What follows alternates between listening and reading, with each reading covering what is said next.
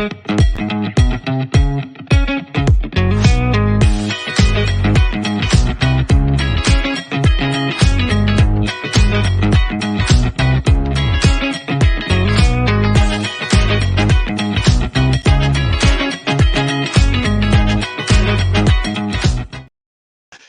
evening, it's Monday night. My name's Phil, this is Leicester Fan TV. We're live, we're always live every Monday at 7:30. We want to get as many of your views and your comments in. Obviously a fantastic win, Leicester 4, Spurs 1. Great result, great to see that Leicester are back. Get your views in, get your comments in. If you're watching this on playback, you can join us live every week, but enjoy the show tonight. Welcome to Leicester Fan TV. Are you ready for the show?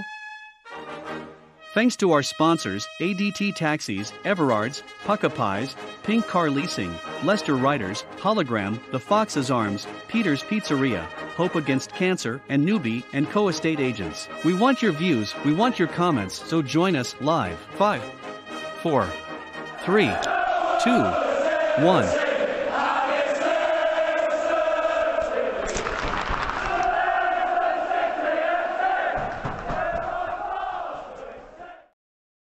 Yes, indeed. Don't forget you can follow us wherever you're watching. We're live on YouTube, Facebook, Twitter, etc. You can follow us at Leicester Fan TV and go to the website leicesterfantv.com, of course.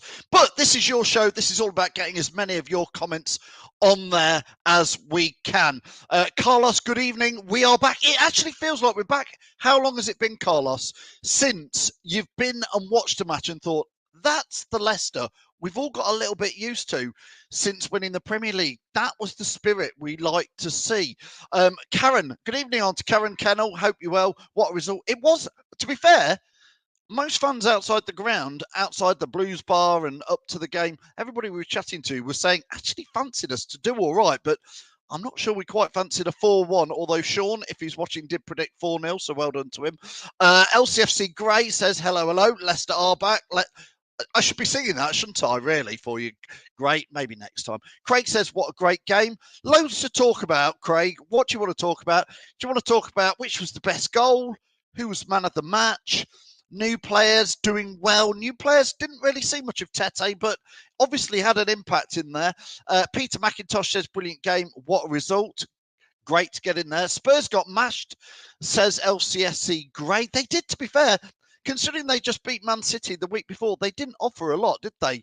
Great in there. Lee Clark, hope you're well. Good evening to you, sir. Some great graphics again over the weekend. Saw them. Keep them coming. Mark says, great result. Bring on United.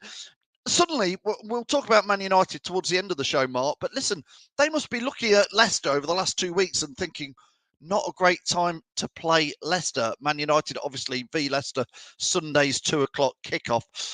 Carlos says, Kelechi Iheanacho and Mendy, joint man of the match for him. Do you know what, Carlos? Listen, I've got a banner that I've already set up. Nacho and Mendy, both magic. I thought they were both fantastic on Saturday. So again, Carlos asks, who was your man of the match on Saturday? A lot of names to pick from. Let me know in your comments who you would pick and why. That would be interesting to know in there. I do want to have a little word about VAR. It just absolutely spoils live football. When Spurs scored their goal, I was just like, give it to them, because no Leicester players were moaning about it. Just give them to it. When Leicester's Harvey Barnes' goal was ruled off, the Spurs players had already put the ball back on the centre spot. So the players, nobody was grumbling. No managers were. Absolutely hate VAR at the moment.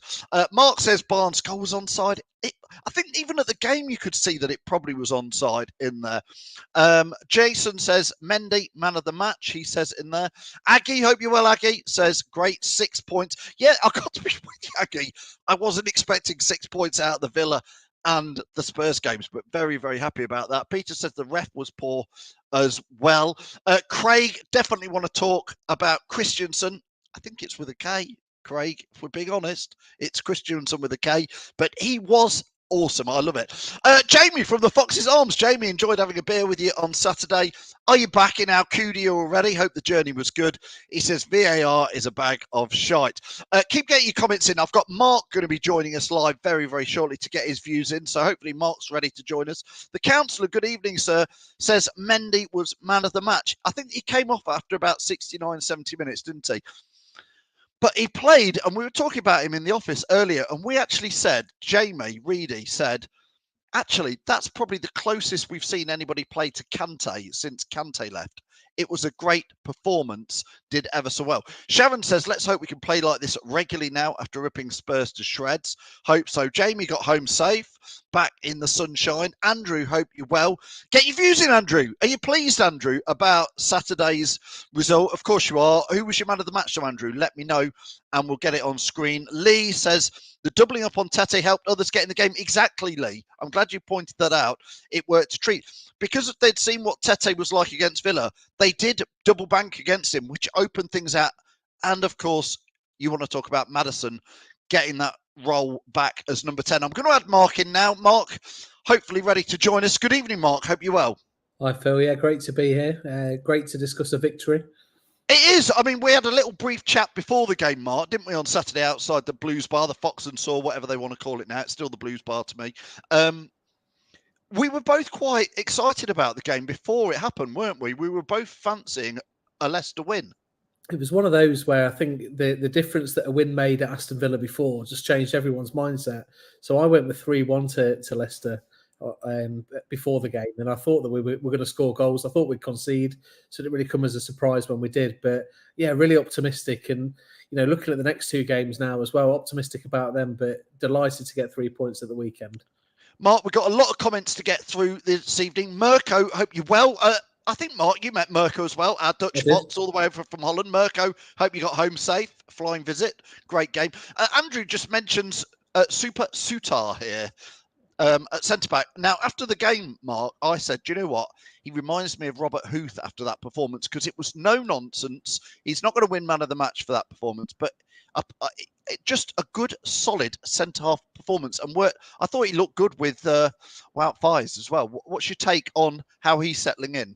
Yeah, I think it's exciting. I think two young centre-backs like that, where is their ceiling in terms of what they can achieve in the game? They're both obviously pleased to be wearing the blue of Leicester City at the minute. And I think we should be excited about what partnership that could be.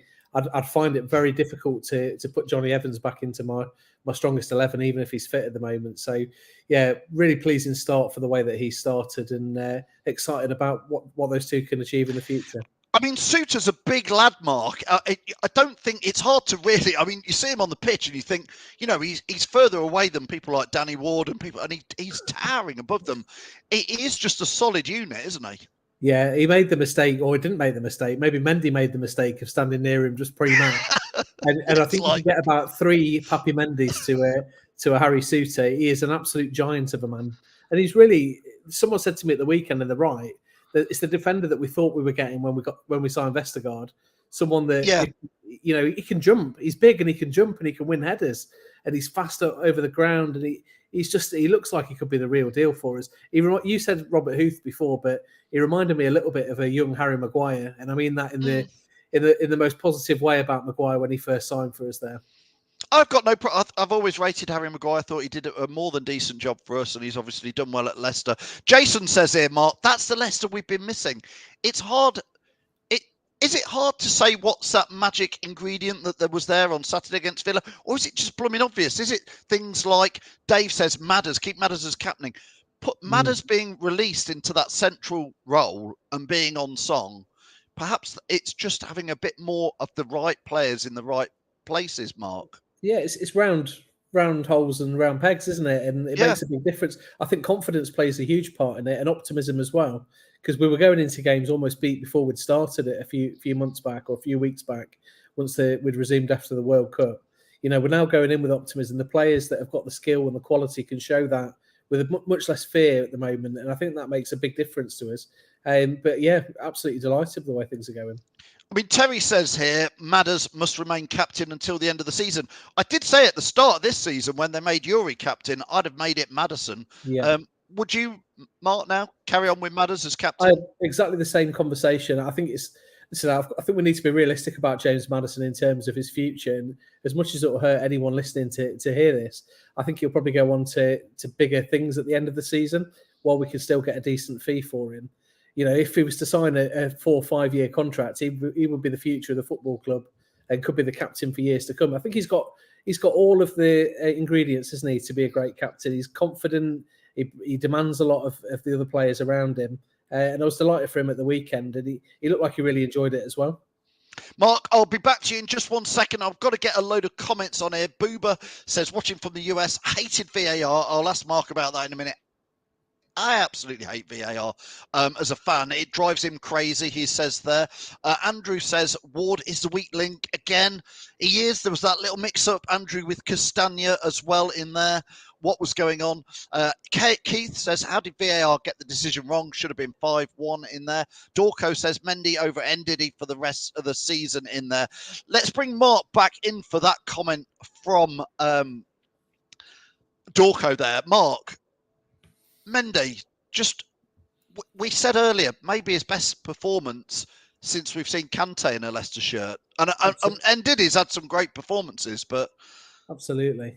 I was driving over, I live in the West Midlands, driving over to Leicester on Saturday, and I was listening to another podcaster on Leicester City, the Big Strong Leicester Boys, and one of their guys had said, look, I think we should drop Tielemans and put Mendy, and I almost crashed the car on the way over, thinking that's going to be a real challenge for us. But take the goal out of it. The goal was an absolute blockbuster of a strike. It was Tielemans-esque, the way that he slashed that into the top corner from the edge of the box. He was everywhere. He was winning the ball back. He was laying the passes off. He was starting attacks. He was breaking stuff up. I thought it was a Kante-esque performance at the weekend, and I think you should be really pleased with that. And you're right.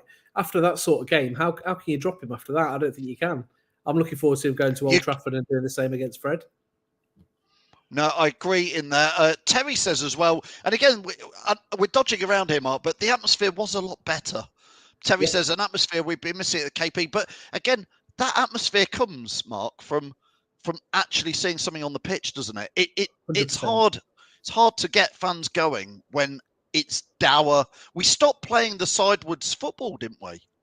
Well, I was trying to think earlier how many times I agree Danny Ward is a challenge for us at the back, but he wasn't playing it around. We lost the ball early doors from playing it around at the back. I think that was Mendy's probably only mistake of the game that he made. And they came close on that occasion. After that, although he was playing it up to Tete in the air, and that was doing my head in as well, we played the ball quite a lot longer, quite a lot quicker. But some of the football we played was champagne stuff on Saturday. Yeah, the councillor says we started on the front foot from the kick-off. Pressing was very good from the start. Chris, big one here, says 2 very solid performances since the new guys came to the team. Confidence is on the up, and so's our mentality. Brendan has rediscovered how best to use his subs. So the second half of the season is full of promise. Just sort of pushing that on, Mark, to Tete. I was excited to see Tete. I know you were, a lot of people were. He didn't exactly set the game on fire, but he perhaps opened it up for other players because of how Spurs were trying to mark him. What's your take on Tete's performance? Yeah, I mean, he nullified their wing-back quite a bit, didn't he? Was it Perisic?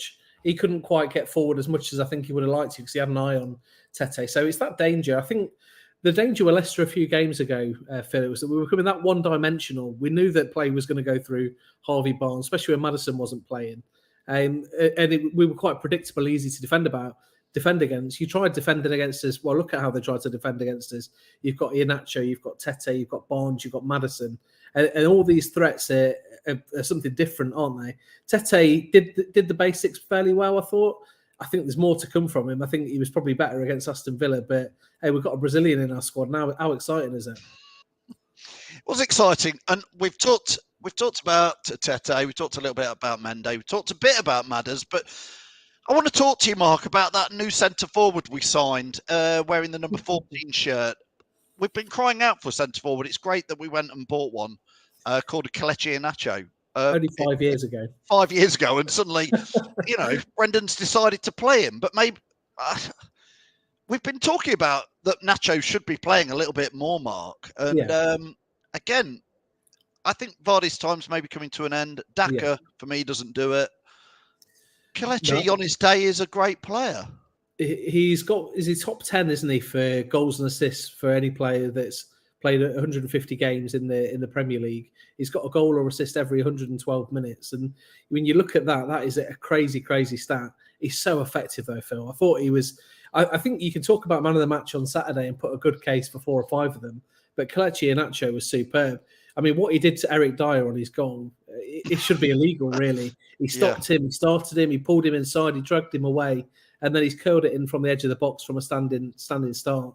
And then the goal that was disallowed, which I know we'll come on to, his little body swerve that he did to get past the defender before playing it to Harvey Barnes. I think it is Kelechi's shirt now, and I think it's about time as well.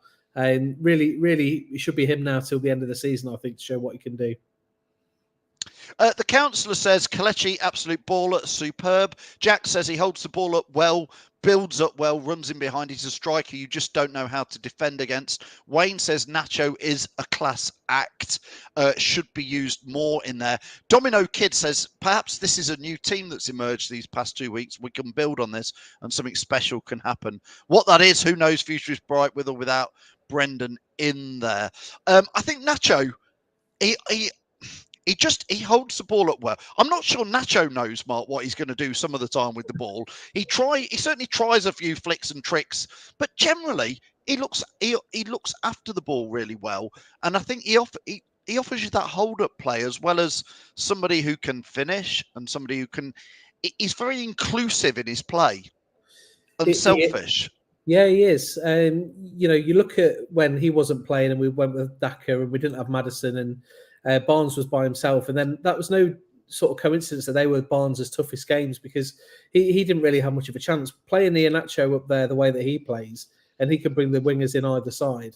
That's why you got players like Harvey Barnes, and I thought, and I will stick up for Barnes, and probably till my dying day, I'm probably one of his biggest fans, but he's been quite rank recently, but I thought he was man of the match. I thought he was man of the match on Saturday. I thought he was absolutely superb, and that is in no small part to Kelechi Iheanacho playing through the middle next to him. Well, go on then. You've just said you've given man of the match to Harvey Barnes, Mark. Is that right for Saturday? No, I'm not sure I said that. I said I could understand where that would be. I would probably go with Mendy, and it is a really tight call because Iheanacho would possibly deserve it. Barnes, I thought Suter and Fast were very good as well. And I think I'm falling in love with Victor Kristiansen. Well, yeah, he's the next one. He is the next one to talk about, Mark, because I'm with you on that. There's sometimes, I don't know what it is about players who come along and you just watch them. But straight away on Saturday, it wasn't, because he wasn't perfect on Saturday. He didn't do everything perfectly. But he reminded me of players from the past, well past, because he was almost straight in there and like, with the fans, he's going to be a fan's favourite big time because of how he reacts with the fans. And again, a few weeks ago, I was saying we need some players sometimes to do a bit of the come on and show a bit of passion. And boy, has he got lots of passion.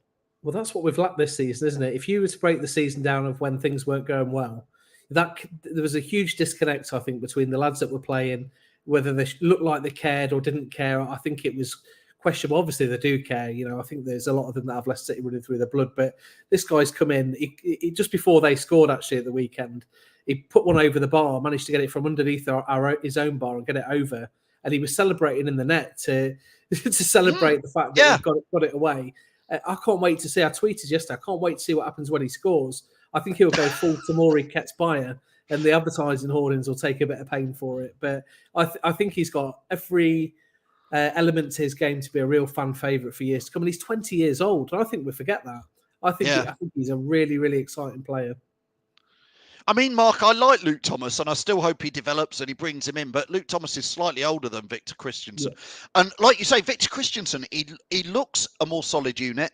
He looks more physically developed. But that reaction, like you say, when he cleared it and ran into the net and he's like grabbing the net, it's like, but he's turning around to the fans as well. And you think, God, this guy's a 20-year-old on his debut at home. He's already won the fans over by doing that. It's not rocket science someday. Fans buy into people who look like they want to win the match. We love that at Leicester as well, don't we? If you look at some of the cult heroes over the years, Steve Walsh's and some players that were sort of, maybe even a Steve Howard back in that League One days, players that are ultimately fairly limited, but absolute heroes because they cared so much. They would do anything for that shirt, run through a brick wall for it. And I see a little bit of that. He's got a bit of devil in him, I think, Victor Kristiansen. But I think we're all going to love him. Even Vardy in the second half was geeing the fans up as well in the same vein. So maybe it's infectious, that sort of desire and brutal sort of celebration. Yeah, Sonderak says Victor Kristiansen is younger, but looks so much older, both mentally and physically. Thomas looks like a school kid compared to Victor in there. The councillor says maybe Victor could be a future captain. He certainly looks that type of player in there. Neil says Kristiansen reminds me of Stuart Pearce. Actually, I've been trying to work out who he reminds me of physically and attitude-wise. And Neil might be onto something there, Mark. He does look a bit Stuart Pearce-esque. Yeah, it may physically and yeah. What I was going to say, Mark. What I would say about him, Phil, is that he can carry the ball as well. He's good defensively. He can carry the ball. He's a threat at the other end of the field. So everything that we've seen in 2 games and 20 minutes at Walsall so far would suggest that he's got a really big future for us. Did he? I mean, playing where he did. Again, does that help? People like Harvey Barnes are ahead of him. Do you think? I think everything that's happening at the minute is helping Harvey Barnes compared to where we were a few weeks ago. So he's got, you've got Fast next to Kristiansen. It looks like he's looking a bit more settled at the minute after a ropey return from the World Cup. You've got Suter next to him. You've got Kristiansen, Barnes. It feels like these little combinations. Like I hesitate to say like when we won the league because we're a million miles away from that. But all the little combinations, whether it be Huth and Morgan or Fuchs and Albrighton and Mahrez and Simpson, there was all those little combinations all over the field, and you can start to see that again now. I'm calling the FA Cup this season, by the way. I think we stand a real chance in that because we're coming into form at just the right time. Yes, I'm with you on that. I must admit, I'd mentioned that. I think the last 2 wins have helped. They've not put us into safety zone because it's still very tight there. But it's been the first time for a while where I've actually looked up the table and go, well, you never know, a win at Man United or a point there, and then Arsenal at home, and they're on a bit of dodgy form. You start to look a little bit more upwards. But I'm very much with you, Mark. The FA Cup, we've got Blackburn at home at the King Power. That there's a road seems to be opening there a little bit for us, isn't there? Oh, absolutely. There's some big clubs that have gone out of the FA Cup as well now. And, you're only ever up against the 90 minutes as well in it. When we went to the final against Chelsea, we weren't favourites for that. So anything could happen in a cup run. And I think we're well set. We've had some really good draws as well this season, haven't we, in the cup? So hopefully that will continue a little while longer and we'll get to Wembley again. That'd be a lovely day out this season, wouldn't it? Mark, come on then. We're going to have a little chat about it from a fan's point of view. I don't know what else to say apart from it, as a fan of football in general. I think VAR spoils it. And I said earlier in this, when Spurs scored, it's at the opposite end to where I sit, literally the opposite end. But their goal, what I go on is none of the managers reacted to it, and none of the players. The Leicester players picked the ball up and put it on the centre spot. They were ready to kick off. So they're there going, I think that's a goal. And then when Harvey Barnes scored, all the players picked it up again. Nobody was wittering about is there an offside. They put the ball on the centre spot, and VAR. It's like they're checking. Is VAR now checking every goal just in case to try and find something that's wrong? The spirit of it, I understood it to be was that it was going to pick up clear and obvious errors. Now my question would be when you stand inside there, and we had 4 minutes added in that first half, and I think the majority of that came from that first VAR decision. If it takes 4 minutes to look at whether a goal should be allowed or disallowed, give the goal. And even though that was against us, and I couldn't understand that at the time because to my mind, the ball came over, it hit Kristiansen, so it came off our player, and their guy tapped it in from there. So whether that's close or not, it felt like it was a goal to them. Our goal as well. I mean, how can you disallow a quality goal like that? Take a goal off a lad like Harvey Barnes, my favourite player, as you know, who, it was a great finish. And you're talking millimetres. If it takes that long to rule a goal out, don't rule it out. Clear and obvious errors. That's what it should be for. But they've had a nightmare across the board, haven't they? They've had to make apologies to Brighton and Arsenal. I think there was 4 or 5 incidents over the weekend. Unfortunately, VAR is not the problem, Phil. The problem is the people that are running it. Well, I don't know if you saw the Arsenal game, the Brentford goal. They checked one part of the goal, Brentford's goal, which looked like it was offside because he was interfering, and then they didn't didn't check the last bit where Ivan Toney is offside, and just for me for a fan in the stadium, again, when the Harvey Barnes one, I believe I saw it on the screen. They showed the lines on the screen for a split second. They put it up for about 1 second, and Yeah, there was enough to see it. And even in that split second, we looked at it and went, "Well, he looks onside." And then I've seen it on Match of the Day. I've watched the photos, and again, it's just you jump up when you score, but then I'm all straight away looking to see, well, they're going to VAR it, and you almost think, well, is it worth celebrating? I would agree. We celebrated that goal in the Cup like our lives depended on it, and you're left at the end of it feeling a bit flat. But it's the lack of communication to the fans in the stadium is a real problem with it. You look at what they do in rugby, and you can hear what the referee's saying, and you can see it on the monitors in the screens in there. And not that I'm a huge rugby fan, but I think there's some lessons to be learned from that. And then, of course, you take into the mix that Mike Dean is the VAR official, and you know that it's going to be about him at that stage, don't you? But some of the mistakes that happen, you're right about the Arsenal one, but what about the Brighton one where they drew the lines on the wrong player? Yeah, that was another one over the weekend. It's just absolutely beggars belief. And over the course of a season, they say it will even itself out, but there's going to be a lot of decisions that make a lot of a big difference this season, and they need to be very careful about what they're doing. Personally, I just don't see what's the point in VAR when we're still having controversy every week about it. You might as well just, you go back to when the refs and the linesmen, because you go, well, the game's played at 100 miles an hour, so if they get it a bit wrong, we just get on with it. Jason says here, get VAR gone. I've said it even long before it helped us win the FA Cup. I'm not sure it did help us win the FA Cup, Jason. Maybe I'm missing that. VAR is shocking, says Andrew. Bubba says it's ruining every sport. You should see it in the NFL, which is slow enough at the best of times, Bubba. VAR, says Dave, is a waste of time when refs are looking at it. Terry says might do VAR, that's the answer. Sonderak says if you need lines, in my opinion, yeah, I agree with you. If you need lines like that and then you're trying to do it, you need to go with the obvious answer. Mark, my solution to it is that you give each manager maybe 2 or 3 appeals a half. And if nobody's appealing against a decision. So if for example, on Saturday, Antonio Conte saw Harvey Barnes' goal and thought, well, the players are telling me he's offside, I'm dropping like a yellow flag down and I want that VAR checked. That's what I say on Saturday. Neither of those 2 goals, any of the players, 22 players and 2 managers, did not ask for a VAR check on either of those 2 goals, Mark. I think if you'd have given Antonio Conte a flag on Saturday, it'd probably been a white flag. I think the way that we took the but yeah, something like that they're doing test matches, get a couple of reviews, and there's got to be an answer to it that's better than what it is at the minute. And do you know what a real shame is? Even with the great performance that we put in, we still have to talk about VAR because it still has such a massive impact on the football that we're seeing, and it's not very fan friendly at all. It's not very football friendly, if I'm honest, but. I thought the officiating full stop was pretty poor on Saturday. You weren't impressed. A few comments have gone in about the ref, Mark, that he seemed to book a lot of Leicester players on Saturday.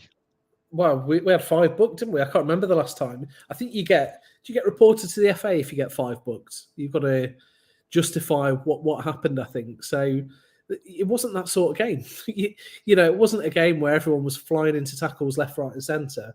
It booked about fast for a good tackle, I think. Dewsbury Hall, similar as well. I was getting worried at one stage that he was going to send Dewsbury Hall off because I think Richarlison went down on the halfway line with about 10 minutes to go. And I just felt like he was going to send someone off on Saturday. He was awful. He was one of the worst referees I've seen down there. And if the scoreline wasn't as comprehensive as it was... it would have been grumbling, yeah. Yeah, that would have been one of the main talking points. Mark, just before we wrap up today, obviously later this week, Tom's speaking with the guys from the United Stand, I think, on Wednesday night, and we'll be previewing the show. But I just want to touch on it because suddenly, Man United on Sunday, somebody put in the comments earlier, feels a bit like a free hit. Feels like, well, we never do that well at Man United. But actually, again, maybe fancy us to pick up a point there or something. What's your take on early thoughts on Man United? Yeah, no fear. If you go back a couple of games, I'd have probably took about 5 points out of Villa, Tottenham, Man United, Arsenal. And I probably would have thought that would have been a really good return. We've taken 6 from the first 2. So what's going to stop us going to Man United? They're not infallible. They're not the Man United that they were 7-8 years ago. That's what my dog thinks to it. Apologies. not a huge. That's all right. Well, I think I just heard 6 barks from the dog, so we'll take that as a 6-0 prediction. I'm really sorry about that. That's all right. Who let the dogs out? I'm not going there. Off all the time. It does. Listen, Mark, it's about 8 o'clock, so it's time to wrap up anyway.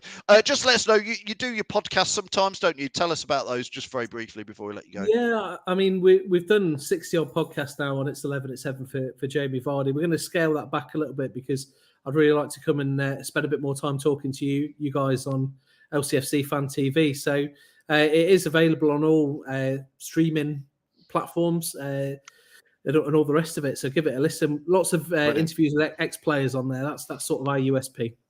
Fantastic, Mark. It's been great chatting to you, and I'm sure we will get you on a lot more on Leicester Fan TV. So, Mark, thanks a lot for joining us. No worries. Thank you. We'll see you soon. Thanks a lot to Mark. Let's get the last few comments coming in here. The councillor says, who finished 3rd in a 2-horse race? I know the Spurs fans, they were obviously loving it when they went 1-0 up, but it was nice to give them plenty of grief. Again, where I sit in the old family stand, very close to the away fans, which is always nice for some banter. Always think where I sit, by the way, P block and that bit over, that should be the cop now.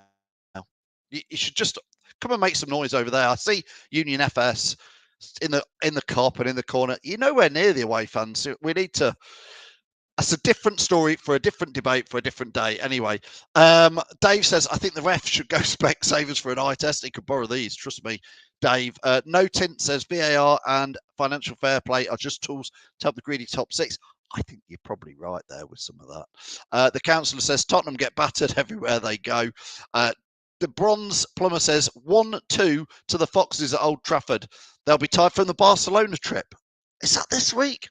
Do they play Barcelona this week? I'm not sure. I'll take your word for it, the Bronze Plumber. Listen, everybody, thanks for watching live. My name's Phil. This is Leicester Fan TV. Don't forget, Tom's live on Wednesday at 8 o'clock with a fan from the United stand. I'll be back next Monday. The famous Aftermath show is a pre-match show at 10 o'clock on Sunday with Jamie.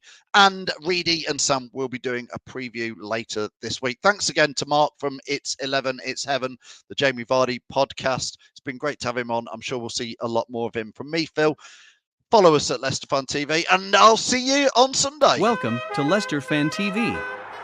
Are you ready for the show? Thanks to our sponsors, ADT Taxis, Everards, Pukka Pies, Pink Car Leasing, Leicester Riders, Hollogram, The Fox's Arms, Peter's Pizzeria, Hope Against Cancer, and Newby Co estate agents. We want your views, we want your comments, so join us live. 5, 4, 3, 2, 1.